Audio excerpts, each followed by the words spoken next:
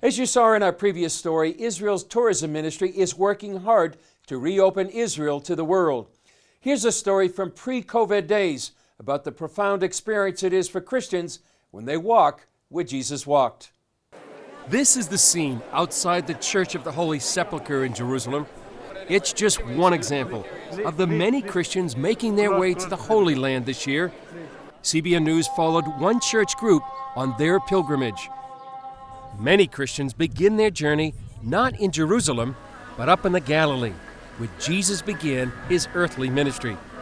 That includes this group from Virginia's New Life Providence Church.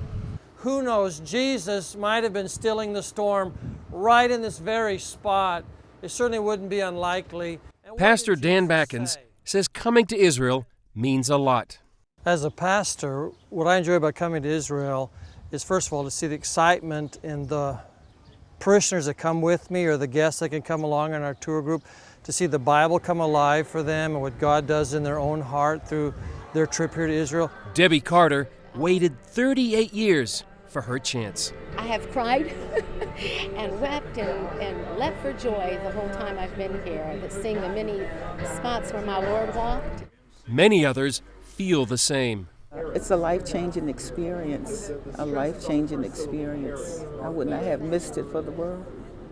Like most Christians touring the Galilee, they also visited Capernaum, home of the Apostle Peter, and the Mount of Beatitudes, where Jesus preached the Sermon on the Mount. After the Galilee, many tours head south to visit the Dead Sea and Qumran, where the Dead Sea Scrolls were discovered. But for most, the highlight is Jerusalem, where Jesus died, was buried, and rose again. Here the group is on the Mount of Olives overlooking the city. The most meaningful thing for many Christians is the opportunity to walk where Jesus walked. For example, this is the path many believe Jesus took from the Mount of Olives into Jerusalem. One of those places is the Garden of Gethsemane. The Gospels record this is the place where Jesus prayed the night before he was crucified and said to his Father, "Not my will, but yours be done." For some, it brought home the lesson of the agony of Jesus in the garden. I don't ever have to be in the Garden of Gethsemane pleading before the Father, because Jesus did it already. They also walked along the Via Dolorosa, the traditional site where Jesus carried his cross on the way to Calvary, and also sang in St. Anne's Church with its world-famous acoustics.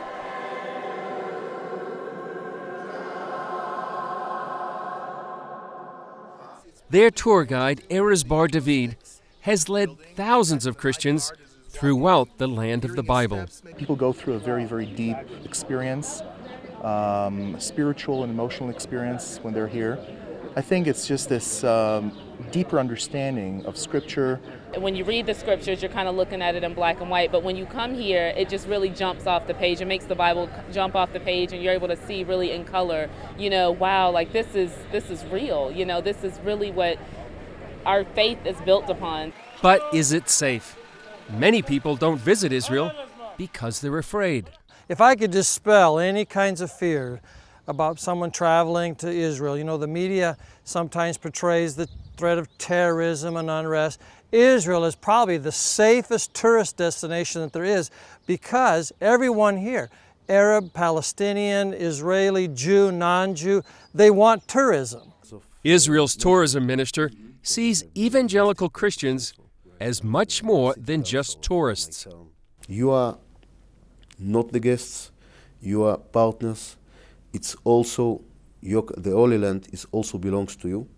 Christian pilgrims say there are many reasons to visit Israel, from the personal to the prophetic. It's a real tangible way that we as Christians in the United States can support Israel in this very important time, not only prophetically, but in their national history, what they're going through too. It's become an amazing personal experience for me, one that I'll never forget, and it's almost too much to put into words.